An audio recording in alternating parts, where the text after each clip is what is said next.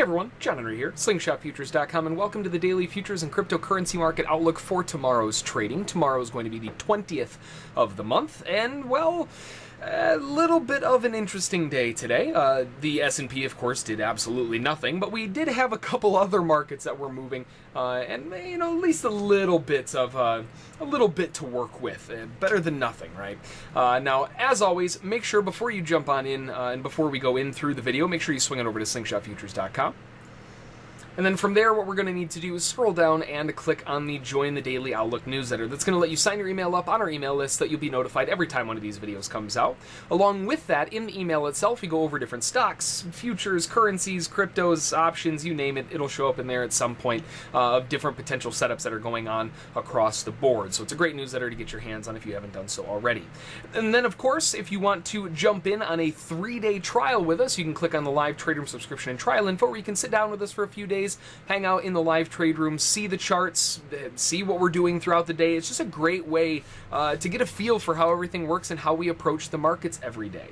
Now, of course, if you do enjoy it, you can sign up for a weekly or monthly subscription to the trial, to the live trade room. And then if you join as a full-fledged VIP member, you, of course, get the live trade room as part of the package, so you never have to pay anything ever again. So generally, the market so far, again, not a ton of movement going on. A lot of movement, but not a lot accomplished. It's one of those kind of days. Now, the euro is going to be closing up with a pretty bullish day, with the open way down here, and we're going to be closing up here. Quite a bit of wick on the highs, but you can see for the most part, the better part of the day, not much happened. We kind of found a range between the highs at 620 down to 215. That seems to have held the market pretty well.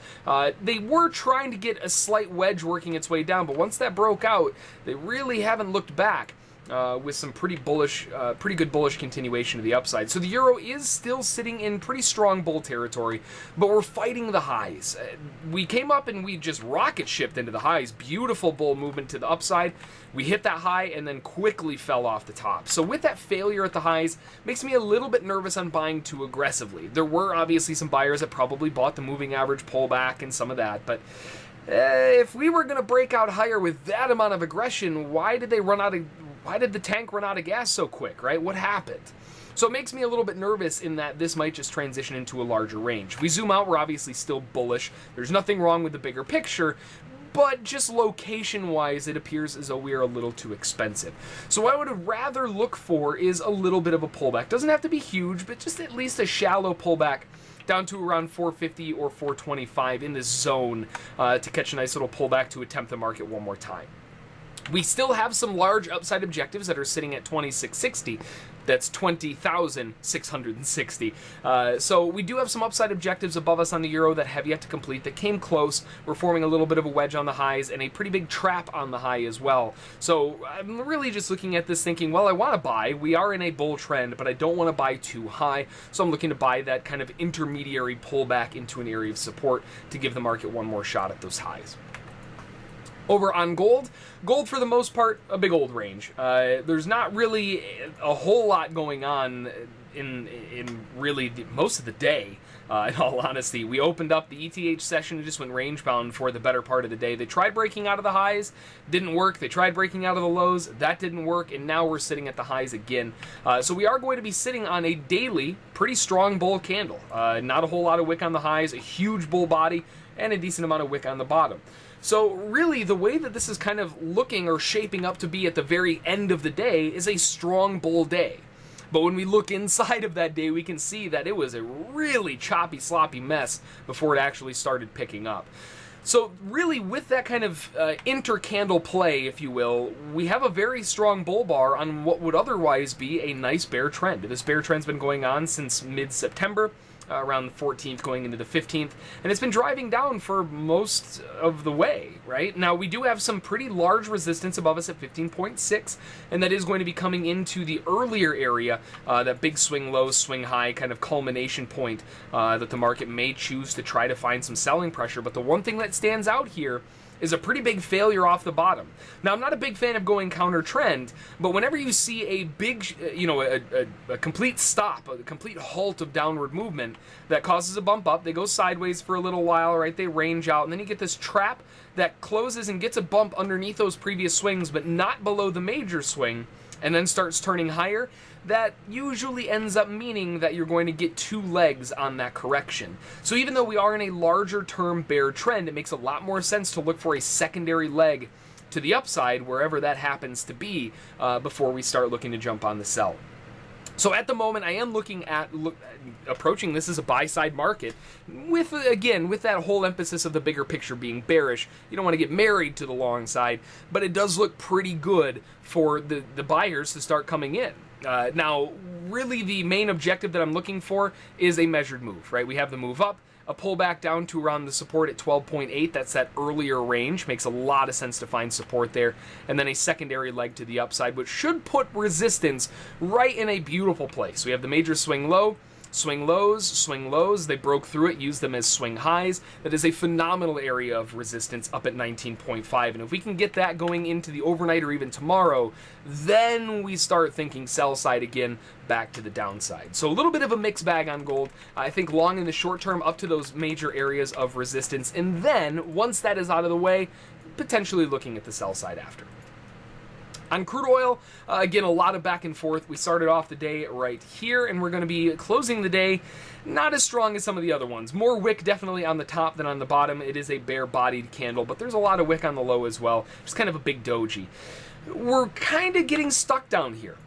This is that trapping, kind of what I'm looking for on gold, honestly. We have those previous swing highs, swing lows coming into play. They're trapping above that previous swing high, looking for one more leg to the downside for completion. We do have some downside objectives. 49.79 we just cycled off of. That was the big downside objective. But we have a larger one now, a little bit further down at 49.54. And we're shaping up to be trying to challenge that. Again, we have a really strong level of horizontal support and resistance cutting through the market, and we just trapped the highs of it. They failed to continue. There's no bullish continuation at all, and they're running out of room for the bullish support to hold. So if this starts breaking down, it wouldn't be a surprise at all to see it dip down, pull back, and then give you one more opportunity to jump into the short side to finish that objective off to 54.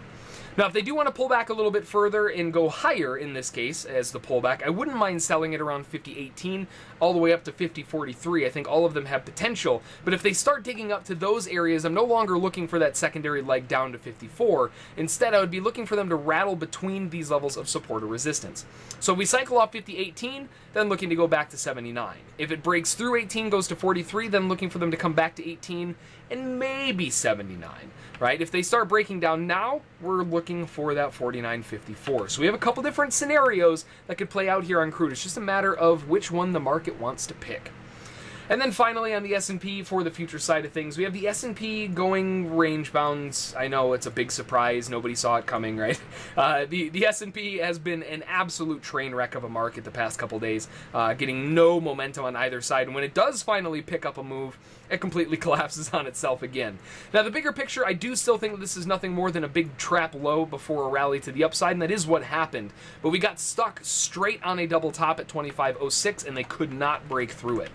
We are in a very range-bound market right now, so obviously looking to buy low, sell high, stay the heck out of the middle right now.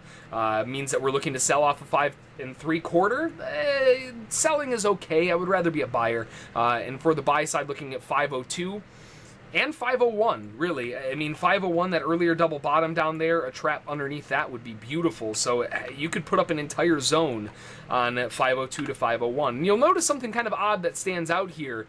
That 502 to 501 looked really big, right? It's only 1 point.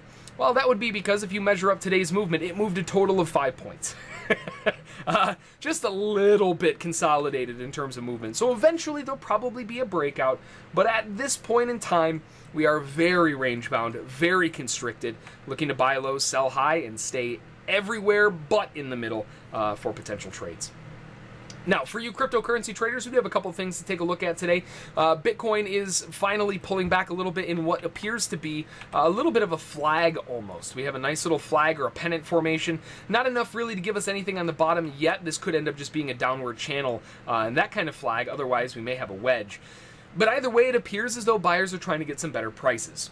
We're still floating around that $4,000 mark. They're having a hard time around there. Everything still looks fine, in all honesty. It looks still pretty strong to the upside, and we could be looking for a potential spike in channel. And if you notice where the bottom of that channel is, we still have a little bit of a pullback possibility. 3,700s or so don't look that bad. And if we can get a snap down to those 3,700s, get a test off of that channel, that might just be all it needs before it can start pushing up. Obviously, if it does want to correct a little bit lower, a trap underneath those lows down to maybe 3,400 look pretty good if we can get that pullback. But the last time we've had this type of scenario happen, they had a quick snap and immediately rocketed to the upside. We've seen that over and over on this kind of movement. The anticipation stays the same. So looking for support around 3,700 for that rally back up towards the highs again. Over on Bitcoin Cash, we have Bitcoin Cash pushing new highs once again. We're above the $500 mark. It's actually gone up to 511. What's the high so far today? 523.87. So a pretty strong upward move going on with Bitcoin Cash. Bitcoin's not really following along, but this almost looks like Bitcoin on a delay, right? This is the same move that we saw, was it yesterday or maybe the day before on Bitcoin, that nice little rally to the upside. We're finally seeing that on Bitcoin Cash. So it looks fairly straightforward here. Everything still looks nice and bullish, and if anything, they may be winding into a potential 3-push wedge top, running out of a little bit of steam, which may give us a reason to believe a pullback is sooner going to happen than later, and I'm looking for buying pressure around 480 down to 460 for that pop back up again. Switching over to Dash. Dash has had some really nice bullishness. It's kind of like the way that Bitcoin Cash or Bitcoin looks, but just a little more extreme. They had much larger moves on Dash. Dash has had some really good upward momentum off of those lows. The buyers picked that up very aggressively. They formed a little bit of a floor right inside there, around 275-ish, and the market hasn't gone back since. Now, this has been a very strong leg up, and actually 2 legs to the upside. So really what I would like to see is this to end up as either a flag, and it breaks out, you know, in the overnight session going into tomorrow. That's the more aggressive approach to Dash, only if it gets that breakout to the upside. Or if it doesn't, and it continues this small little bear trend and it turns into something a little bit longer lived than just a normal little bear flag, or a bull flag rather, I would love to see them return to those triple bottoms down there, that little floor at around 275, get a little dip underneath there, and then rocket that market right back up again. So Dash is looking good for 2 different types of scenarios, either aggressively as a bull flag breaking out to a new high, that would be targeting just above 350, or if we can get a deeper pullback down to around 275, and then targeting back up to 350. Over on Ethereum, Ethereum is very similar, very reminiscent to Dash, I mean, almost identical in the way that they look. The trap over here on the lows looks a little better on Ethereum, but, you know, for the most part, we're getting a little bit of a range up here. It's not so much a flag on this, but a trap underneath the lows dipping down to around 275 would be phenomenal for buyers to jump on in and shove the market right back up again. But if they do, this is another multifaceted type of scenario that we have going on here. If they do want to pull back a little bit further and give us something with better prices, we're looking for that same location we were just talking about on Dash at around 240 for Ethereum. So a little trap low underneath there, and then push it back up towards the highs. But either way, definitely looking on the long side. It's just a matter of how far they want to pull back. And then I almost forgot Litecoin here. Let me add Litecoin back on the table. Get Litecoin up here. Now, Litecoin, for the most part, it's one of those markets that it's kind of stuck. We've had that beautiful dip down. Buyers bought into that aggressively, almost down to 32.50. But for the most part, we haven't seen any follow through. This is, out of all of the major markets, probably one of the weakest. This looks just more like a big range. So because of that range that we're stuck in right now, and the overall downside bias being a little bit blown out, I would like to see a trap underneath these lows down to around 45. Get a trap at 45. And then shove the market right back up to make its attempt at the highs. And that could push the market all the way up to 60s or so, depending on where they want to get that trap going. But for right now, out of all of them, Litecoin looks the weakest. It certainly is not the best looking one out of all of them after that big dip, but that consolidation may lead into a pretty nice breakout. It all depends on what they want to do. And then finally, we have the kind of altcoin of choice today. That one's going to be IOP, Internet of People. Beautiful rallying to the upside, just a monster bull trend on their hands, all the way up to 82,000 Satoshi. If we zoom really far out, this is by no means the highest that they've ever been. They've been a lot higher. But, you know, in recent times, that is a big move. This is no joke.